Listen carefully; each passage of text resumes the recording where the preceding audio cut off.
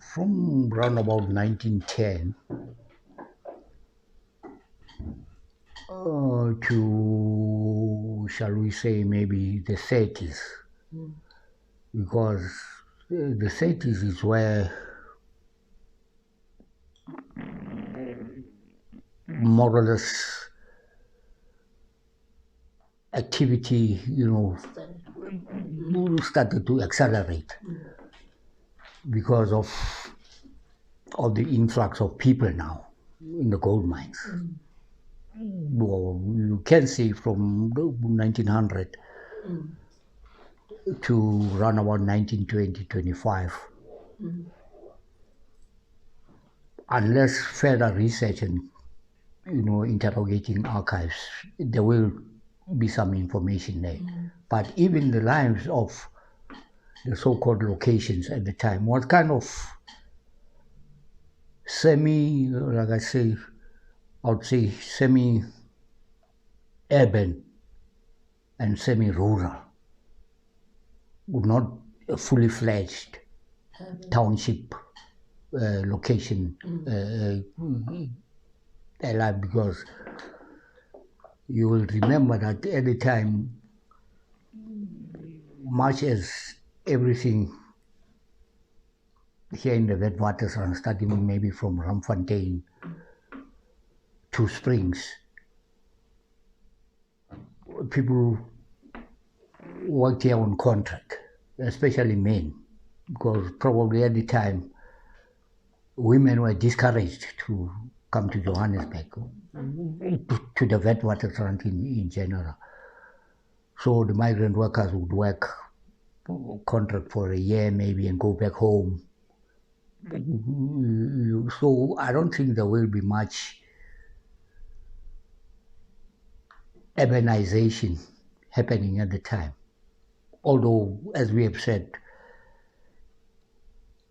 Roodepoort was one of the townships from Ramfontein to Springs. Obviously, its culture and everything would be similar to these other, because they were mostly mine locations. Yeah, but that would not be a problem. That would not be a problem because material and information would be accessible, but that would need more intense research. Yeah, but the acceleration of the influx now into these towns on the Witwatersrand starts from around about 1925, where you find now structures, because they are now run by municipalities, where you find now formal structures, like, I know for a fact that then the advisory boards were introduced around about that time, 1925, 27 or something, throughout the country. Yeah, that was after the Union in 1910. So you find these structures now, advisory boards working in conjunction with the municipalities or the town councils. Yeah. So, as you can see, the streets, again, because that's the only thing that is left in a sense. The streets in Roodepoort West were named after these advisory board members, distinguished people in the community, priests, teachers, stuff like that. And generally, like I'm saying, life was kind of semi-rural, because of the migrant workers going back home, others, some are staying here and getting wives and having families, because as you will remember, even families were kind of discouraged for a long time in the mines. But gradually, you had these long-term workers here having their families now and staying in things like, they used to call them the scomplas, where we have these families. Like hostels? Like, it wasn't no hostels. The hostels were like the compounds. Okay. Yeah, they call them compounds. It was a hostel basically. But you have these, like, they used to call them the boss boys. These, and the clerks. These white collar. Yeah, they used to have families now within the mine premises. So this is white collar black employees? Yes, like your clerks, like your, the bourgeoisie, the bookkeepers, and like I say, the boss boys, yeah, and those who were doing, because you started at the coalface of the mine, then you get promoted to supervisor, something like that. Yes, yes. So that group of laborers had families? Yes, they used to have families now. It was around about towards the 30s. And we have to distinguish here because you had the mine here, Durban Deep, which probably was the source for the evolution of Roodepoort West location. Now we have in the 30s now, these advisory boards now. You have these laws now controlling the influx of people, like the, which was this notorious one, by the way, with the Urban Native Areas Act, where there were so many restrictions and women not allowed,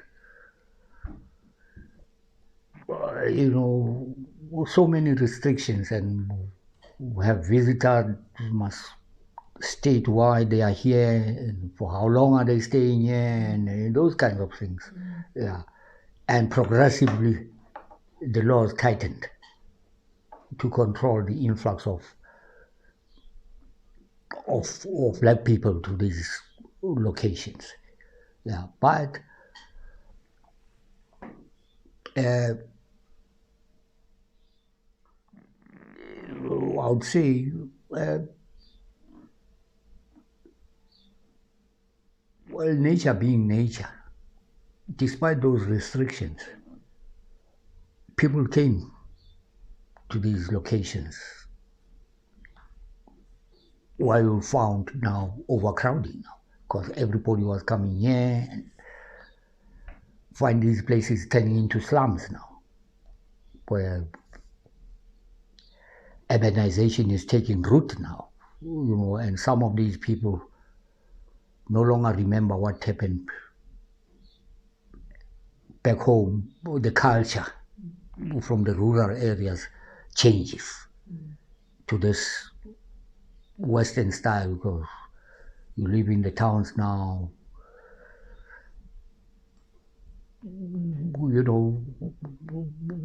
so-called civilization, starts to take root up until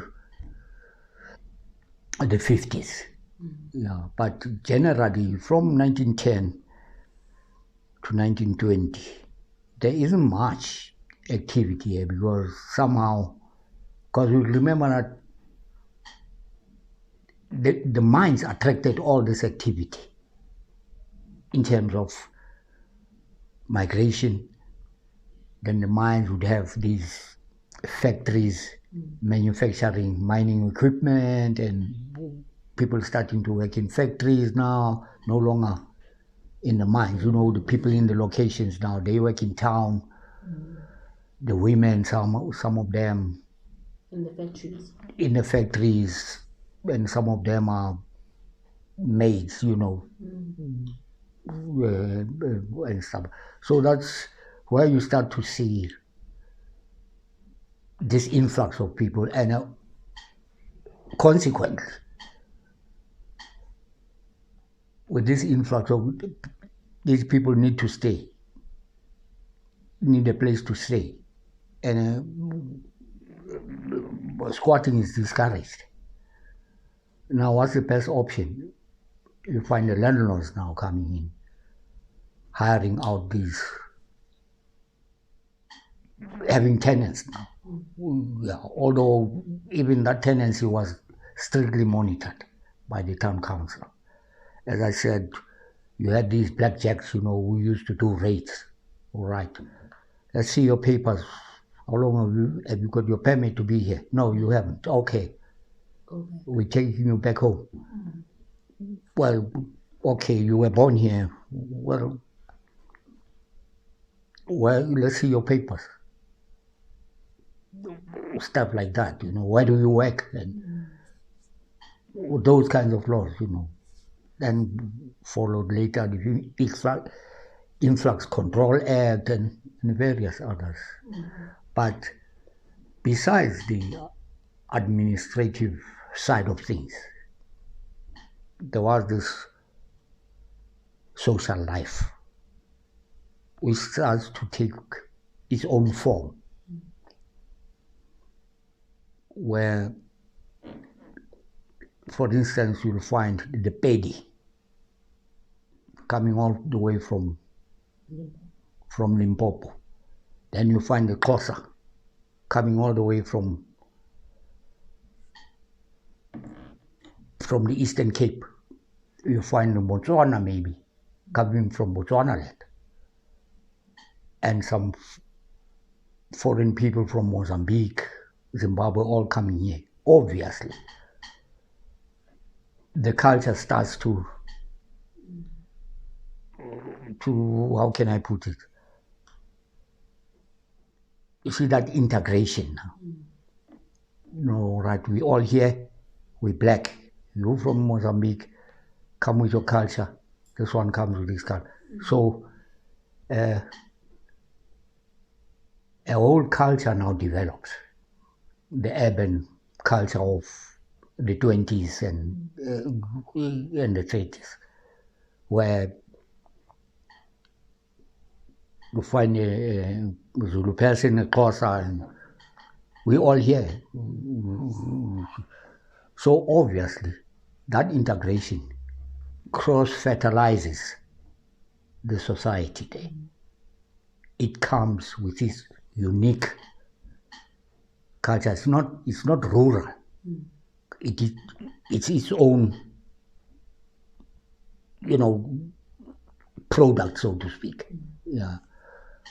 And you can understand now where cultures meet. There would be obviously some tensions around and stuff like that. Then the whole thing starts to be. But what galvanized more or less everything is because of the white rule. Sort of galvanized everybody, whether you Xhosa or Zulu, we're all in this pot. We're all black here. Now we have one common purpose: to fight for the motherland and fight against oppression. That being the case, obviously a society will have its own evolution by way of, let's take for example, in the rural areas, there will be feasts, and music, a lot of celebration. Now that music, it's a culture of that community. But when that kind of component of this society is practiced here, something different comes up now, because maybe it's mixed with others, where it comes with a unique,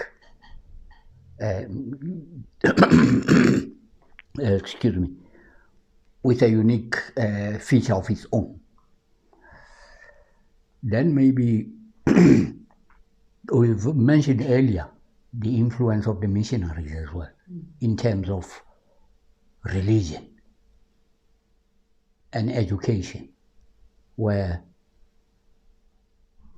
the religion of the rural areas become now different from what you find in the townships, because of maybe sometimes missionary influence to a large extent. Because we've said already that the missionary had to follow their congregants from the rural areas up to the urban areas because of the evils of industrialization, you understand. So again, much as music played a part, and we'll deal with it later, the types of music that came out of that pot, the missionaries as well contributed. Because up until 1954, thereabouts, where schools were under the missionaries. That's why we used to go to school in the churches. Church would be partitioned, we've got sub A, sub B, standard 1, and all in the same building.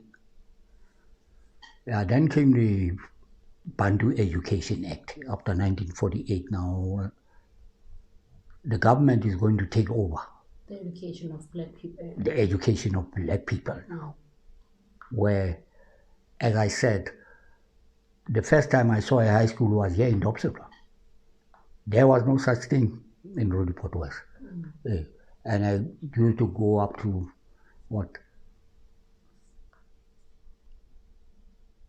up to standard 4 thereabouts, and standard 6, then so-called high school. Yes.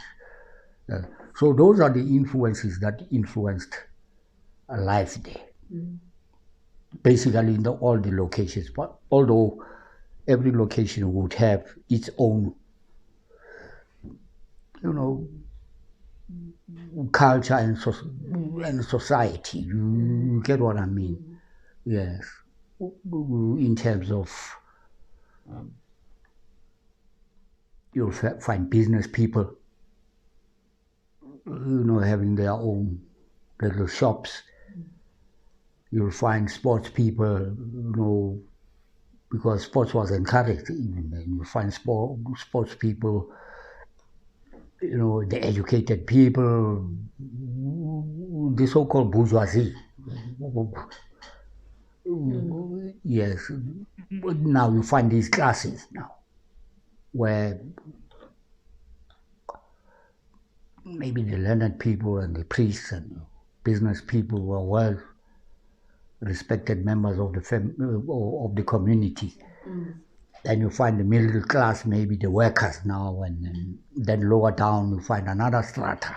And this is all black people? This is all black people, but there are these classes, which define later on when we deal maybe with things like crime, where criminals were deemed to be low-class scumbags of society, and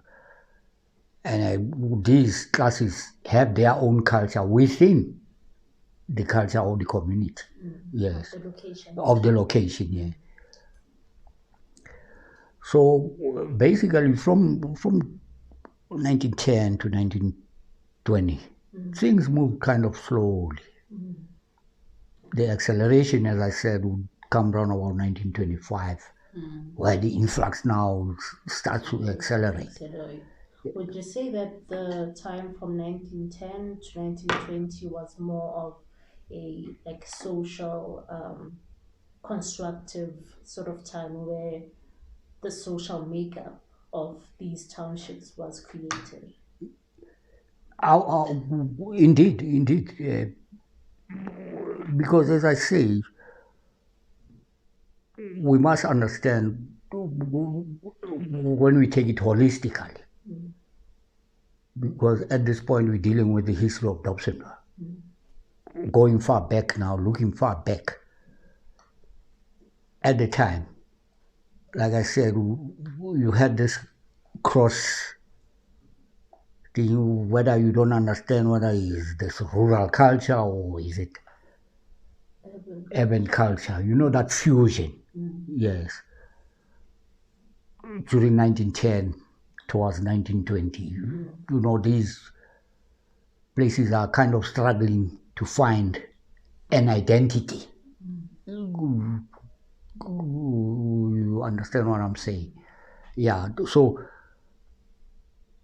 I hear what you say, like from 1910, as we've dealt with 1905, the concentration camps, now 1910, understandably, the government, you know, is depending from the mine taxes to develop, although we know most of the development went to the white towns. Yeah.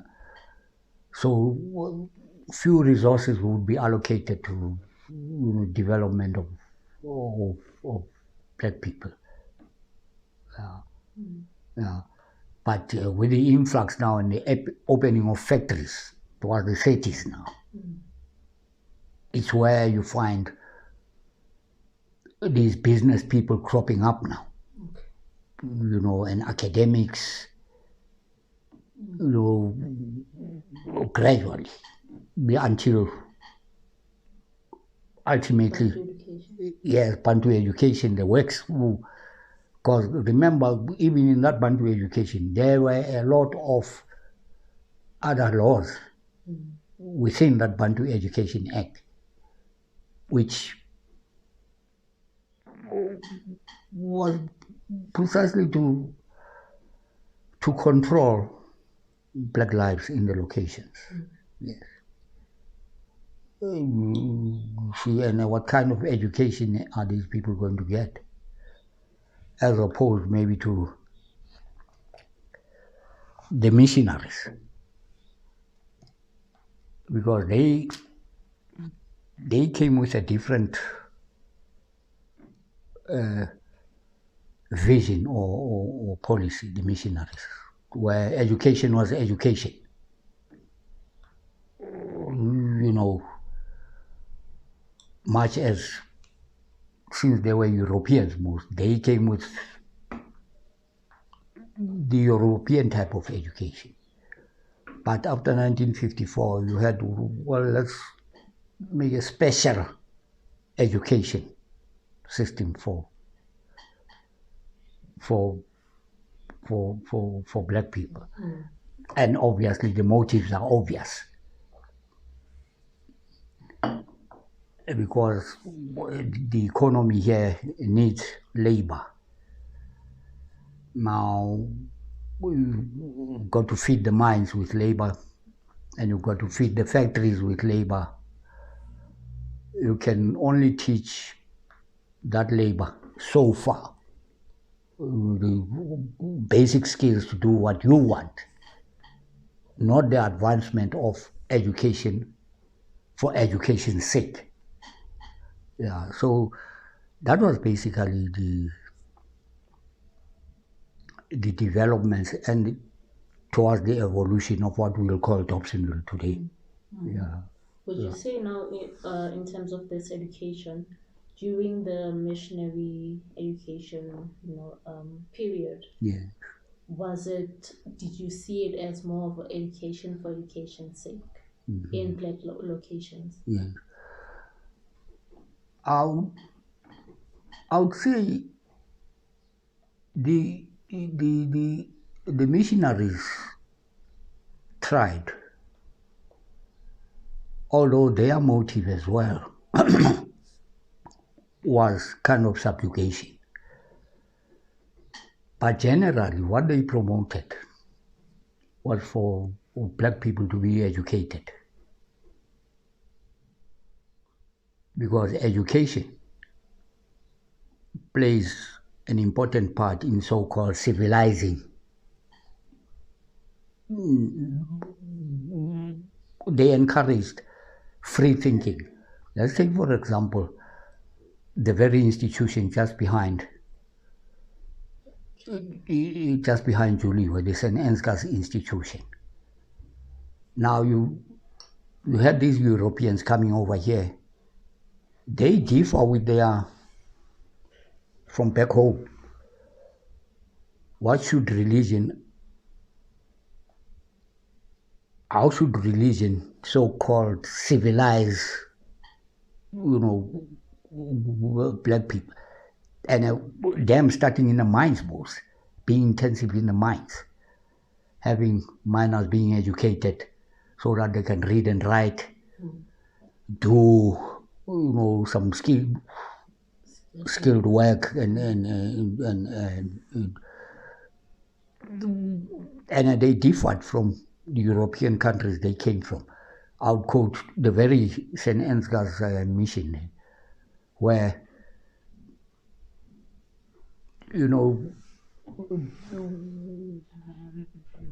the teaching was mostly about teaching technical skills, like carpentry, plumbing, and technical skills were taught there. Although, the more, we shall say, academic side, more mathematics and history and the greater emphasis on the Bible. Yeah, so that you mustn't veer off from what we're trying to do here. We're trying to Christianize you, much as we want you to be able to read and write. That reading and writing, precisely, you must be able to read the Bible initially. Yeah, that was the main goal. Yeah, then ultimately you can be trained to become a priest yourself and evangelize your brothers and sisters. Yeah, more or less. Yeah. So, and there's similarities in these European churches in this type of approach. Yes. But we had the roaring 40s and 50s in the times of African nationalism. Find these political parties, yes, you will see that their leaders were former students of these mission schools, where they were taught, much as primarily they were taught about just be a Christian, become a priest and go. Yeah. So the so-called intellectuals in these political came from these mission schools. So in that sense, like us in Roodepoort West, our main institution was St. Ansgar's. You can hear from interviews, where did you start your primary school? No, I was at Swedish Mission, we used to call it Swedish Mission. Because at the churches you went as far as standard 2. Then you've got to go to higher grades, where it was the only institution. And in terms of high school, you had to go to nuclear. Would you say, can you take this missionary schools along the timeline? So when did they start, emerging? Yeah. Well, I know. Well, since I was born in 1950, by the time I kind of, getting to see what's going on around me, there were some some churches there, especially the so-called mainstream churches. We had the Methodist Church, we had the Anglican Church, we had The Dutch Reformed, yes, and the Lutheran, which was attached to the Swedish mission in St. Ansgar's. And there were just little building, and you can see the population of the location wasn't so, but the churches had been established by the time I grew up, and you could see by the way of the buildings. They must have been built around the 20s or so. Yeah. And St. Ansgar's was started way back in 1913, but it was just a small day school, for the miners initially, because it's not far from the mine.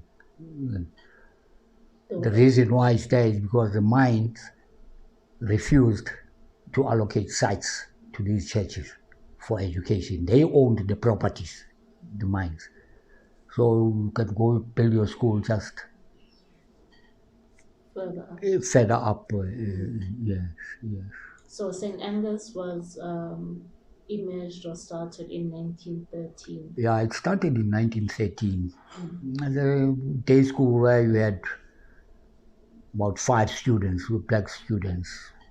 It only increased because it was next to the location, although it was not built specifically for black children. They were selective. Only Lutheran, children must go study. But over time, they admitted everybody. People like us, we were from Methodist. I started there, I think, doing old sub B. I don't know what grade it is now. Grade 2? They're about grade 1. Something like that. Then we come to standard 2. I went to the Cape.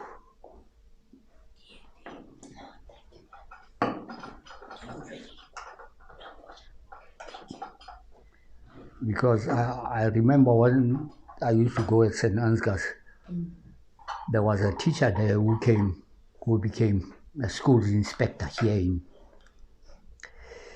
in Dobsonville later. His name was Dr. Matseke, S.E.K. Matseke. Yeah. Isn't there a school named after, or a hospital? It's up here. That is his son's. Oh. That is his son who opened. If you can go into that hospital at the reception there, you can see his photo there, his family photo, as you go towards the chemist. Yeah. He used to teach at St. Ansgar's in the early 50s or so, and came over here, became principal of Orlando West High School for a long time. Yeah. And then he became a school inspector? Yeah, he became a school inspector until retirement. Yes. We had school inspectors in those days, And they were doing what precisely? Inspecting schools, basically,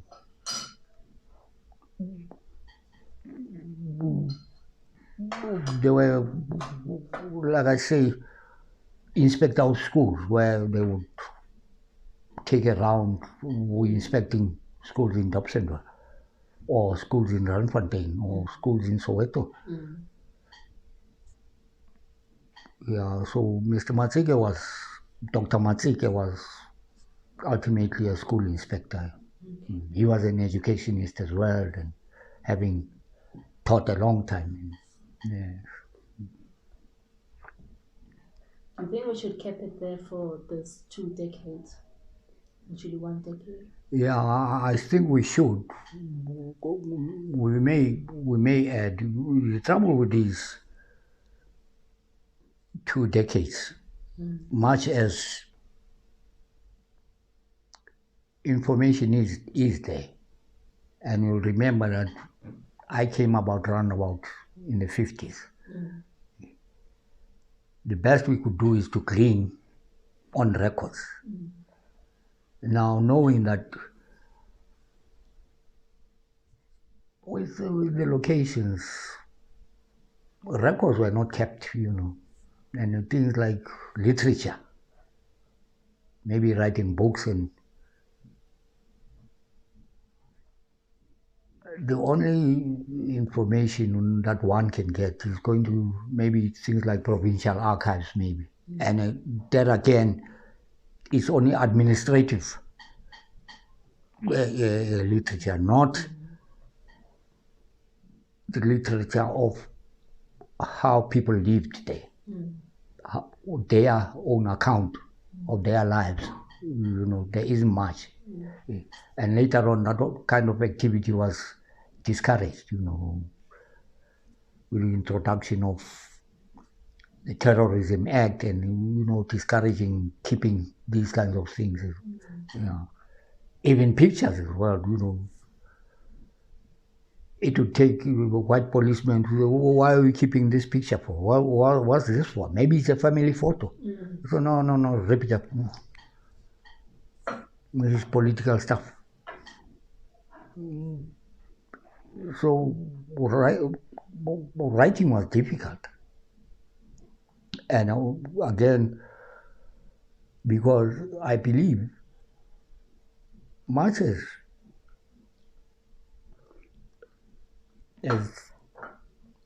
academics,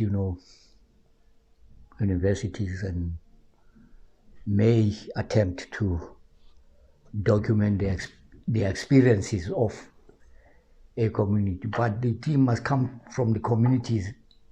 Their experience must come from them. Hence your topic or history from underneath. It must come from down there. But now down there couldn't record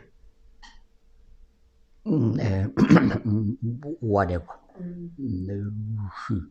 Now the only traces of that history you can find in maybe community buildings, where maybe a building is named after a distinguished person in the community, and the streets, because street names tell a story here.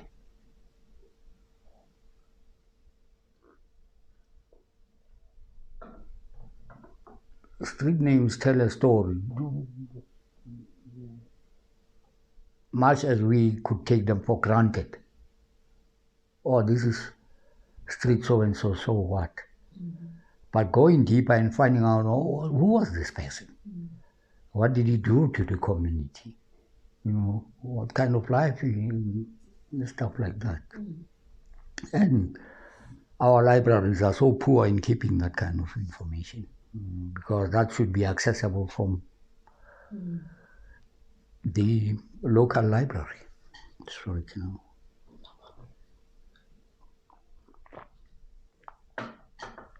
But the 30s is probably where things started to happen. I mean, we in Roodepoort West. Yeah. I'm not talking, Sophia Town, but generally everybody was coming out of this slum-like condition where, like I said, the conditions were very bad. Yeah, everybody was coming out of that. You find this urban culture now starting to take root. Yeah, obviously, people have a social life. Music plays a part here, because even that music was derived out of, the hard conditions of the time. It was reflecting those times. Yes, because a human being, that when you kind of hardship or you sing to release, the stress and came these music genres, so to speak. Now, when you say things started happening from the 30s, does it mean more people started coming into the locations? Indeed, indeed. Despite the restrictions. Because at the end of the day, sorry, at the end of the day, life looked promising on the Witwatersrand. Wherever you go, everybody came for making life out of, and you can imagine now that influx, bringing all sorts of people into this kind of urban pot, so to speak. So,